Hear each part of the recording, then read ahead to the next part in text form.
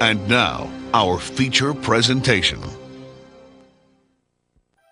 Disney. Our corporate overlords we love to hate and hate to love. A company we simultaneously praise for its innovation and blame for lack of inclusion, who's both on the forefront of progress and the perpetrator of tokenism. My girlfriend's daughter got me pulling my hair out, okay? No matter how you feel about Disney, you can't deny their place on top of the film industry's food chain. But what Disney movie should I talk about? Hey Matt, talk about the Disney film about the indigenous woman who, with the help of her grandmother's spirit, teaches her people to move past their customs and expand their knowledge for generations to come. Why, that's a splendid idea. Well, I could see it now.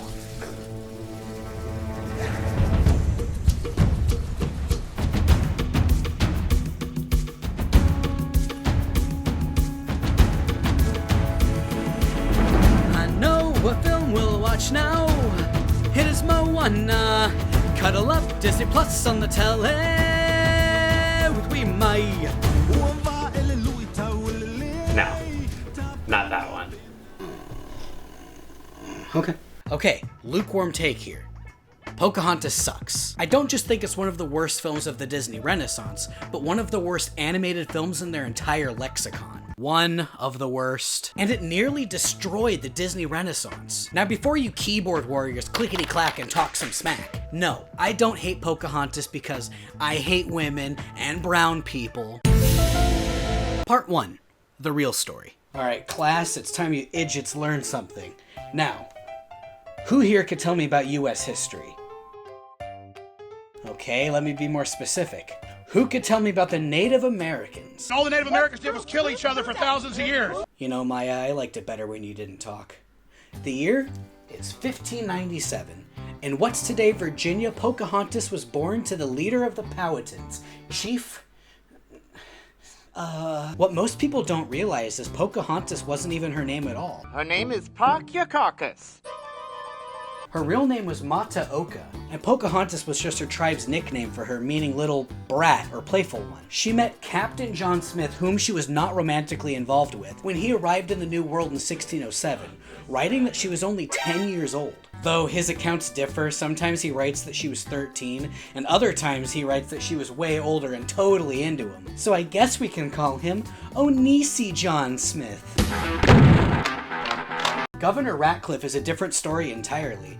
In the film, he's portrayed as a greedy, villainous gold digger, but in reality, he wasn't all that bad. Well, as good as you could be for a guy who took land that didn't belong to him. Actually, most of his negative characteristics seem to derive from the real-life John Smith, who was subject to mutiny, forcefully traded with the natives at gunpoint, exaggerated the events of his time with the Powhatan people, with some sources saying he was never rescued by Pocahontas at all, and in fact, he may have just misinterpreted a gesture of them welcoming him into their tribe. Ratcliffe actually hoarded rations from his colonists in order to feed the sickly children. When he sought help from the natives for food, they ambushed him, tied him to a stake, and flayed him, and they forced him to watch as his skin burned in the fire. I guess that gives new meaning to histories written in blood, huh, kids? Part 2. The Disney version. Now that we know a bit more about the real-life events in which the film is based, let's see how they stack up against the film itself. And yes, I know it's a movie, an adaptation, so things need to change for narrative purposes. So I'll not only be judging the movie on its accuracy of historical events, but also as a movie on its own. So, I heard you're doing a musical. Pocahontas? Yeah, I told you I was filming today. Well, cause you know there's songs in it, and your roommate's a singer, so... What are you gonna do? Oh, no. No musical numbers. Why not? Because it's so much work and I'm lazy. Fine, but I'm just down the hall. If you change your mind.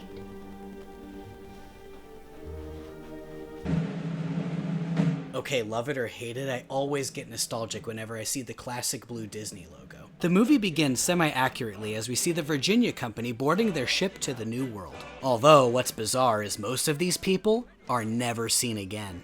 What, am I supposed to assume this is them? Also, they really skimped on the background characters. Come on, you're Disney. You could do better than that Christopher Robin looking motherfucker over there. We're then introduced to Captain John Smith. I've heard some amazing stories about him. and none of them are true. Also, fun fact that I know I'll get crucified if I don't mention, that strapping young lad is played by a young Christian Bale. Oh, good for you. Are you coming on this voyage too? Of course he is, you halfwit. You can't fight Indians without John Smith. That's right. Wait, that's John Smith? That's basically the opposite of what John Smith looks like. And, of course, because this movie's about racial prejudice, why wouldn't he be voiced by Mel Gibson? Fuck, this character has more in common with Max Rockatansky than John Smith. Actually, you know what? I'm gonna refer to him as Mad Max from here on out. I mean, why not? They're both Mel Gibson characters, and they both exude the same amount of big dick energy. Quite literally. After the arrival of the unflattering depiction of Governor Ratcliffe, his assistant Wiggins, and his animal sidekick Percy, the Virginia Company set sail for the New World. Also, get used to that. One of the major problems with this movie are the bizarre tonal shifts. One minute, everything is dark and realistic. The next, well, there's an animal sidekick engaging in goofy hijinks. As you can see, the mutiny aspect is long forgotten, portraying John Smith as a selfless hero and everybody loves him, taking a page out of the book that even his real-life contemporaries knew were bullshit. After Mad Max rescues Thomas, Ratcliffe explains to Wiggins his true plan. I'll need those witless peasants to dig up my gold, won't I? Something cool that's worth mentioning is that both Wiggins and Ratcliffe are voiced by the same person, David Ogden Stiers. I'm gonna get a pile of gold, build me a big house, and if any Indian tries to stop me, I'll blast him. You just worry about that fortune of yours, Thomas. Leave the savages to me. We'll kill ourselves an Injun, or maybe 2 or 3. Okay, I know that later in the movie they learn the error of their ways and the whole point is to learn tolerance and acceptance. But when your main actor is voiced by Mel Gibson, well, that's still gonna be a yikes for me, dog. It's glory, God, and gold, and all but As the opening credits begin, we hear the Powhatan people chanting, which in my research I found out is practically Algonquin gibberish that they strung together. Is this racist? Hey, yup. Hey, yup. Also, the English lyrics are some of the most stereotypical Native American wording I've heard in a movie.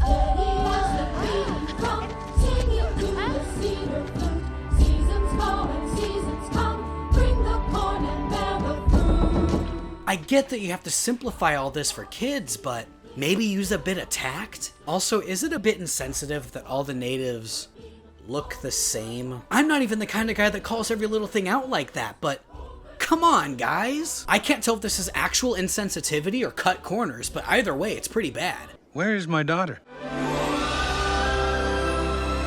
So I think the question was, where is Pocahontas? Not, where is this 20-something Native American supermodel?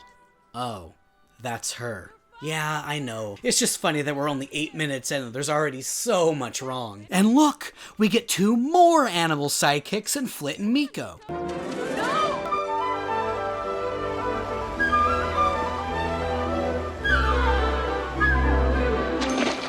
Show off. So after some wacky hijinks with Flit and Miko, and a horribly dated CGI log, Pocahontas returns to her village to see her father, who has returned from battle against a rival tribe, and who plans to betroth her to his fiercest warrior, Kocoum, who may or may not have existed. What does exist, however, is this weird animation error on this guy's shoulder. What's up with that? Marry Kocoum? But he's so serious. He is loyal and strong and will build you a good house with sturdy walls. With him, you will be... The animal sidekicks constantly disrupt a scene that's supposed to be character development between Pocahontas and her father, which is supposed to indicate a point of contention between the two of them. But no, let's let the Crypt Keeper fuck with Megatron. It's cool. It's not like the movie isn't short enough already and this isn't a complete waste of time. You are the daughter of the chief. It is time to take your place among our people. As the river cuts his path. Oh. Hello, Jim Cummings. This is just a thing he did in the 90s when they cast actors who couldn't sing. He did it in Lion King. So prepare for the coup of the century. He did it in Anastasia. In the dark of the night, I was tossing and turning. And he did it in Pocahontas. That's why rivers live so long. He even lets a little Tigger out. They're steady as the steady beating drum. You Mother wore this for our The wedding. voices don't even sound the same. What I love most about rivers is you can't step in the same river twice. I'm gonna test that. Okay, so I'm here at the river. This is test number 1. We're gonna see if you can, in fact, step in the same river twice. Let's get this started. Okay, that's 1. And... Pocahontas then sings one of the most memorable songs from the film. For a handsome, sturdy husband who builds handsome, sturdy walls. Wow, this is one handsome, sturdy wall. Okay, I did your dumb joke. Can I sing now? No, I lied. There's almost some clever imagery. Having her come across a fork in the river, trying to figure out which path to take. Too bad it never really comes back again. Is that my Pocahontas? Grandmother Willow, I need to talk to you. Return the slab. So this creepy early CGI demon is Grandmother Willow, whom Pocahontas laments having to marry Kocoum. I've been having this dream, and I think it's... Oh, a dream. Let's hear all about it. Well, she was going to if you didn't interrupt. Listen with your heart. You will understand. Okay, seriously? These dumb animal hijinks do fuck all for the tone. Do the filmmakers really think that all the children watching this have ADHD and this wouldn't keep their attention? Well, maybe they're right, but I'm just trying to comprehend what the hell they were going for here. What do you see? Clouds. Strange clouds. Okay, come on, no one's that dumb. Even the natives who have never seen sails before wouldn't think those were fucking clouds. So, the English finally arrive. Ratcliffe reminds his gay lover and animal sidekick that he's greedy for gold, and Mad Max goes in for a closer look. You're a strange-looking fellow. You got a friend back there? Ugh, well, that's a rape face if I ever saw it. Hey, all right. I'm leaving.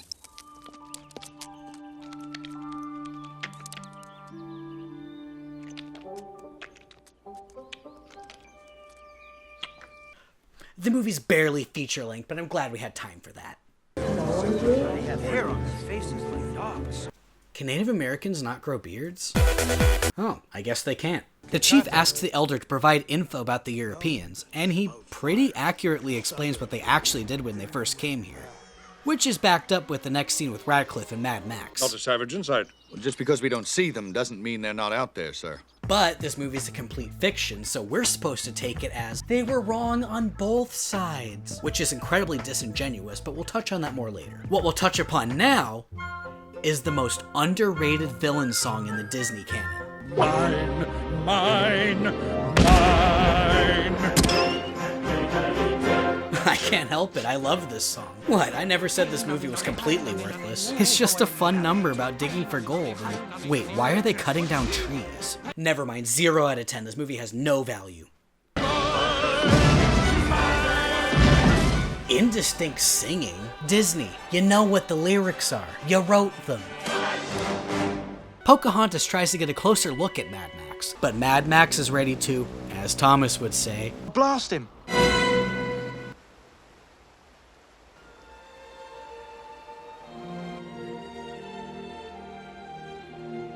I think the great tragedy of this movie is that a lot of it almost works, in spite of historical facts and some bizarre animation. Please, I'm not gonna hurt you.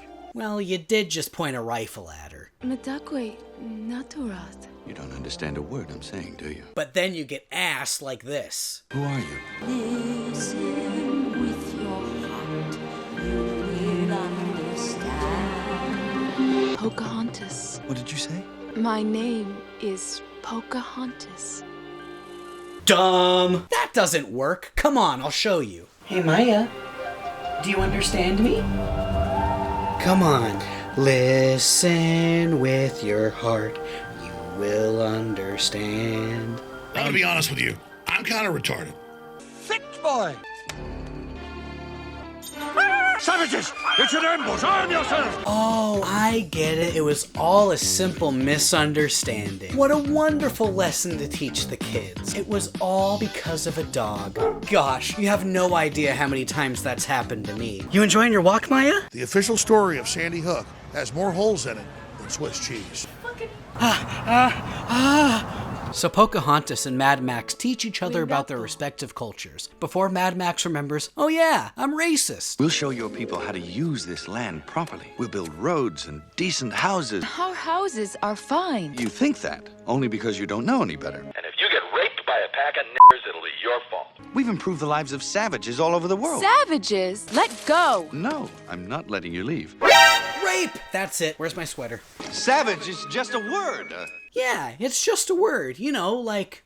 Raped by a pack of niggers. Park your carcass. All the Native Americans did was kill each other. You know what? I'm already in enough trouble as it is. Let's move on. You think I'm an ignorant savage, and you've been so many places, I guess it must be so. Stop! Don't validate him. You think the only people who are people are the people who look and think like you. But if you walk the footsteps of a stranger, you'll learn things you never knew, Ah! More to shoot! Good thinking. Can you paint with all the colors of the wind? God, the song is a lot more boring than I remember. Can we add some excitement? I don't know, throw some Jason Voorhees in there. Come run the hidden pine trails of the forest. Come taste the sun-sweet berries of the earth. Come roll in all the riches. Actually, this is a good segue to part 3, the music. A lot of people I talk to about Pocahontas tell me they remember the songs being the best part. But upon this viewing, they're some of the most boring and repetitive in the Disney library. 2 of the most well-known, Just Around the River Bend and Colors of the Wind, start with this generic tribal sound. Now, I'm not saying music pertaining to a culture is a bad thing. Hell, quite the opposite. Moana uses tribal music akin to Pacific Islanders at the time, and they sound great. But Pocahontas sounds generic and overly whimsical, possibly due to either not wanting to seem insensitive, or the fact that this is one of Alan Menken's first times working with someone who wasn't Howard Ashman, who worked with him on the music for Little Mermaid and Beauty and the Beast before his death in 1991. This time, Menken worked with Stephen Schwartz, who is best known to modern audiences as the lyricist and playwright behind Wicked. Another problem that sticks out to me about the music are the lyrics themselves, which consist of stereotypes, awkward structure, Just around the river bend, beyond the shore, where the gulls fly free, don't know what for. benign racism, You think I'm an ignorant savage, I guess it must be so. or they're just plain on the nose. They're different from us, which means they can't be trusted. On top of that, the bar was set so high for animated musicals, and the bar was set by Disney themselves. And in the 90s, we got animated musicals by the likes of Beauty and the Beast, Aladdin, and South Park Bigger, Longer, and Uncut, and they all raised the bar of what an animated musical can be. Pocahontas really didn't do any of that. The music isn't horrible, but it's uninteresting and forgettable. And before any of you retort with, but the music won Oscars, that means it can't be bad. Guys, Suicide Squad won an Oscar, okay? And this year, movies like Uncut Gems, The Lighthouse, and Under the Silver Lake got snubbed, so I think their credibility is right out the window. And now I'm going on a tangent. Alright, let's get back to Pocahontas. The drums. They mean trouble. Please, don't leave. I'm sorry. Okay, that's it. Pocahontas, here. It's a rape whistle. So a few days pass, the animals continue their hilarious escapades, and Ratcliffe wonders why he hasn't found any gold. Why do you think those insolent heathens attacked us? Because we invaded their land and cut down their trees and dug up their earth. Yeah! It's the gold! They have it, and they don't want us to take it from them. Mad Max and Pocahontas meet up again, and discuss the precious jewels Ratcliffe can't seem to find. What's gold? You know, it's yellow. No, it's gold. Oh, here, we have lots of it. Gold. I hear you settlers are starving. It's called maize. Corn. No, it's maize. Corn? No. Say it with me. Maize. Corn. Fucking white people. Pocahontas reveals that there is no gold, and we discover that Mad Max has a tragic backstory. Well, it's not like I have much of a home to go back to. I've never really belonged anywhere. But Don't you, though? His men all respect him, adore him even. For passion of the Christ's sake, he's the captain of a ship. These are Mike Bloomberg levels of being relatable. Big gay ice cream is the best. I didn't say anything, did I? Look again. Return the slab. What's your offer? Don't be frightened, young man. My bark is worse than my bite. Pocahontas returns to her village to find that more warriors have arrived to take out the settlers. Now that we are joined by our brothers... Wait, what the fuck was that? There's no one back there to move that. Is there? Is it Wicket? This might be a good time to bring up Part 4, the animation. The actual animation and movement is fine most of the time, but my main issue is with the design. This movie nearly took 5 years to make, and these are the best designs you can come up with? Let's look at Beauty and the Beast, Aladdin, hell, even Lion King, which took less time, and everyone remembers the absolute majesty behind the incredible art direction. For those of you who don't know, the concept of Pocahontas dates back to around 1991, around the time of Beauty and the Beast. Beauty and the Beast received rave reviews and was nominated for an Oscar for Best Picture, a first for an animated film. So, then studio leaders Michael Eisner and Jeffrey Katzenberg came up with the initial idea for Pocahontas as a way to snag another nomination, using the true story of Pocahontas, but adding a love story for a dramatic license, and thus, the production became one of Disney's first attempts at Oscar bait. Here's the difference, though.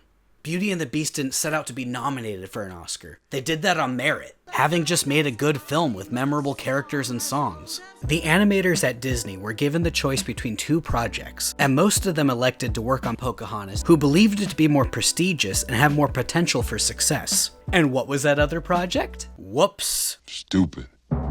Lion King was released first, and is still today regarded as one of the greatest animated films of all time. So no pressure or anything. Don't get me wrong, there's some interesting imagery at some points in the movie, and a lot of the backgrounds are incredibly rich and lavish. But overall, the characters and movement are flat and boring. And then you have the creepy CGI and embarrassing animation errors. I mean, I get it. You wanted to go for a more realistic tone for the true tale of American folklore. But if that were the case, why include the pug, hummingbird, and raccoon antics?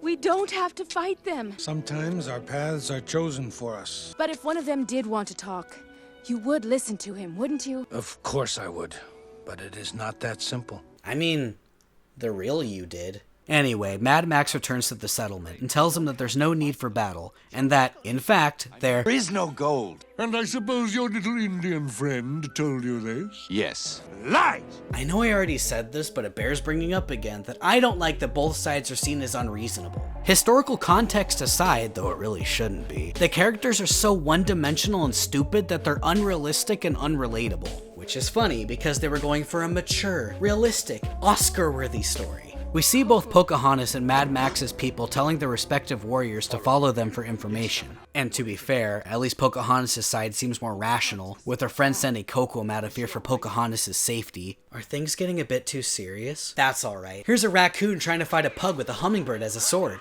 Only when the fighting stops can you be together. Remember, she's between the ages of 10 and 13 years old. Well, John, why would you at 30 think it would be okay to hang out with a 13-year-old girl? I don't want that woman. I'll report her to the fucking people that take fucking money from the wetback, okay? John. So they enjoy some statutory, which sends Kocoum into a jealous rage. This catches the attention of Christian Bale, who, in order to protect Max, shoots Kocoum dead in cold blood. Or what I meant to say is shoots Kocoum dead in no blood. Why didn't they just obscure, well, anything really? We see his body from all angles, but no wound. Maybe the gun scared him to death? Get out of here! After Thomas runs off, the natives arrive and capture Mad Max, and carry away Kocoum's dead body. All the while Pocahontas does absolutely nothing. Why didn't you attempt to, I don't know. Pocahontas goes to see the captured Mad Max, who is to be executed at dawn. I know this is supposed to be an emotional moment, but A, I don't care, and B, I'm distracted by how much the music here sounds like the soundtrack to The Pagemaster.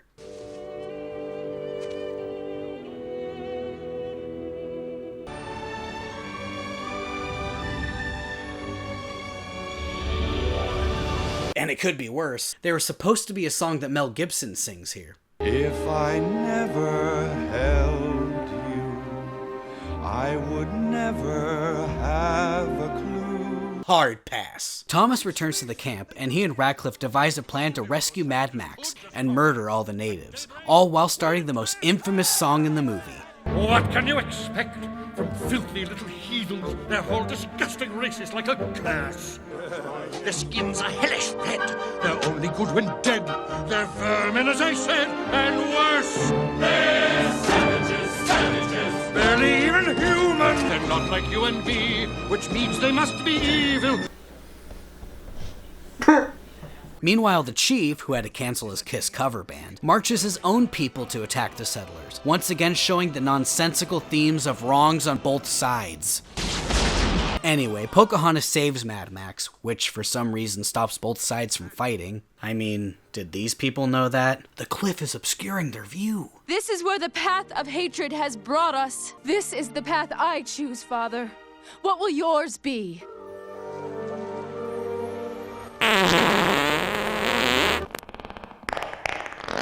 Radcliffe, still thinking this is about gold for some reason, tries to shoot the chief, but ends up shooting Max instead. And, like Kocoum, it's yet another woundless injury.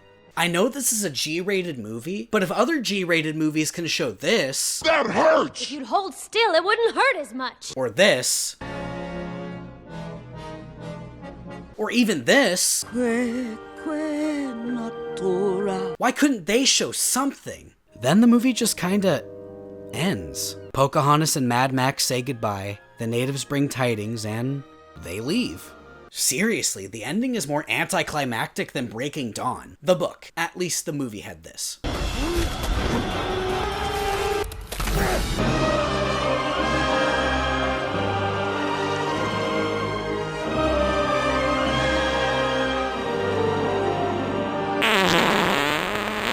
What a sad ending. How did it happen in real life again? I'll be right back. I'm just gonna go have a smoke over by these highly explosive barrels over here. Also, Pocahontas got captured by the settlers, was shipped back to England, forced to convert to Christianity, married some douchebag named John Rolfe, then died of pneumonia at age 21. Yeah, great job of rewriting history, Disney. Part 5. Conclusion. Okay, to be fair, this isn't the worst thing I've ever seen. I think the best word to describe this movie would be misguided. I could see what they're going for, and some of the imagery is interesting, but with the rewriting of history and just an awkward script. They're not like you and me, which means they must be evil. The film was a huge misstep in the Disney Renaissance, and they never really recovered until it ended with Tarzan in 1999. Not to say any of the movies after Pocahontas in the Renaissance were bad, but they were weird. Like Hercules. Honey, you mean Hercules. I guess the biggest crime is that the movie is boring, with awkward tonal shifts and way too much emphasis on the animal sidekicks and the disingenuous storytelling. But hey, at least it was mercifully short. Excluding the credits, the movie only clocks in at about an hour 15, so it's not like Manos: The Hands of Fate that feels longer than it actually is, or like Repo that has way too much filler. It's the right amount of meh. And Disney's been doing something really stupid lately where they're remaking all their classic animated films. But honestly, why not remake this one? That would be perfect to make up for the historical inaccuracies, maybe make it a bit more adult, keep the songs but maybe polish them up. Yeah, don't remake shit like The Lion King or Lilo and Stitch, that's happening. Remake the bad shit like this or The Black Cauldron, or hell, give Home on the Range another go. Such a great premise but wasted in execution. If you're looking for recommendations, I'd check out Moana, Dances with Wolves, Avatar, I guess, and The Rescuers Down Under. One of the directors made that one, and I can't recommend it enough. I would end it here, but I can't get that song out of my head. Song? Oh, I guess we can end with a song. Golly gee, that's swell. What did you have in mind? Oh, we'll do my favorite song from the film. What are we guys doing? I don't know. I said to meet in the park. Oh, okay. Well, yeah. I mean, like, well, we're at the park. Here we are. The gold of Cortez, the jewels of Pizarro will seem like mere trinkets by this time tomorrow. The gold we find here will dwarf them by far. Oh, with all you've got in ya, boys, dig up Virginia, boys. Mine, boys, mine every mountain and dig, boys. Dig till you drop, grab a pick, boys, quick, boys. Sharpen a shovel, uncover those lovely pebbles that sparkle and shine. It's gold, and it's mine, mine, mine.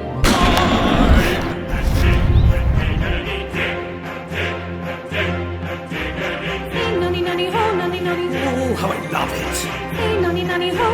Riches for cheap! There'll be heaps of it, and I'll be on top of the heap.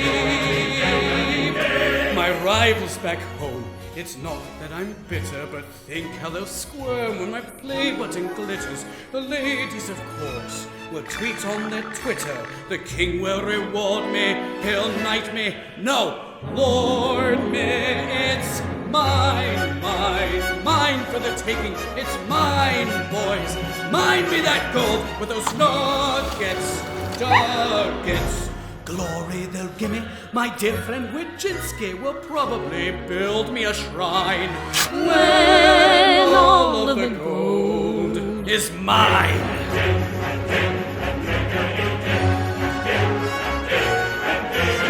All of my life I have searched for a land like this one.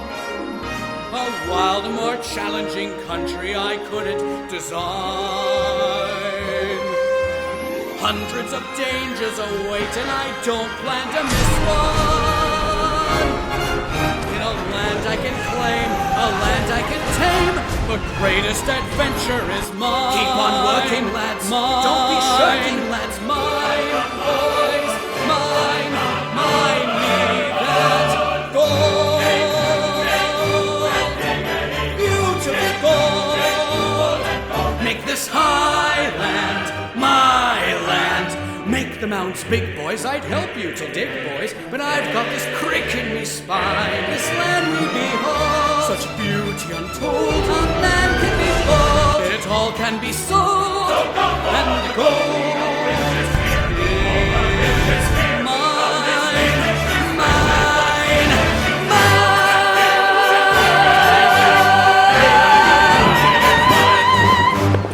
Cool.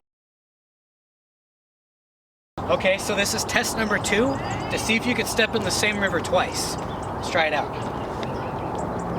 Okay, that's 1. And